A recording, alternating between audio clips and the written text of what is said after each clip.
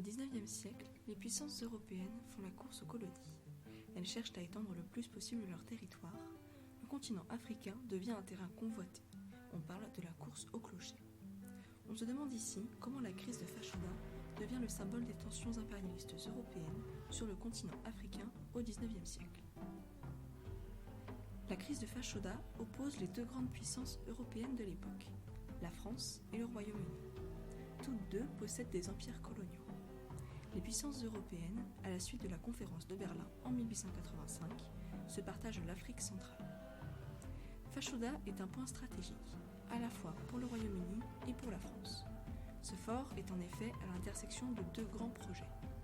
Le projet britannique veut tirer une ligne verticale imaginaire qui s'étendrait du Nil jusqu'au sud africain. Le projet français, quant à lui, tente de relier les côtes occidentales africaines à la côte orientale. Il s'agit donc ici de tracer une ligne horizontale. Ces deux lignes se croisent sur Fashoda. Le fort devient donc un lieu de tension extrême. Face à ces tensions, la France décide de faire venir, en juin 1898, dans le fort, le commandant Marchand avec quelques 250 hommes. En réponse, les Anglais font venir le 18 septembre 1898 quelques milliers de soldats armés devant Fashoda pour reprendre le fort aux Français. Au lieu de s'affronter physiquement, les pays négocient et concluent en faveur des Anglais. Le commandant Marchand est sommé de retourner au pays. Cette issue est très mal accueillie par les Français, qui la considèrent comme lâche. Ils la surnomment la reculade de Fashoda.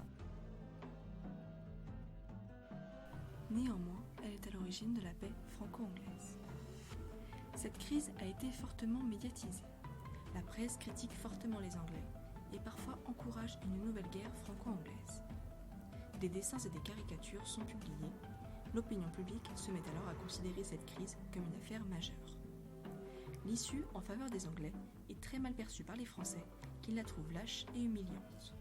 La médiatisation de cette tension l'a fait connaître des autres puissances européennes, la rendant ainsi symbolique. En conclusion, la crise de Fashoda est une crise politique majeure de la fin du XIXe siècle. Elle oppose les deux grandes puissances européennes, la France et le Royaume-Uni. Elle s'affronte à Fashoda, point stratégique convoité par les deux pays. L'affrontement se fait sous la forme de négociations qui concluent en faveur des Anglais. Cette reculade des Français, d'abord mal perçue, est pourtant à l'origine de la paix entre les pays.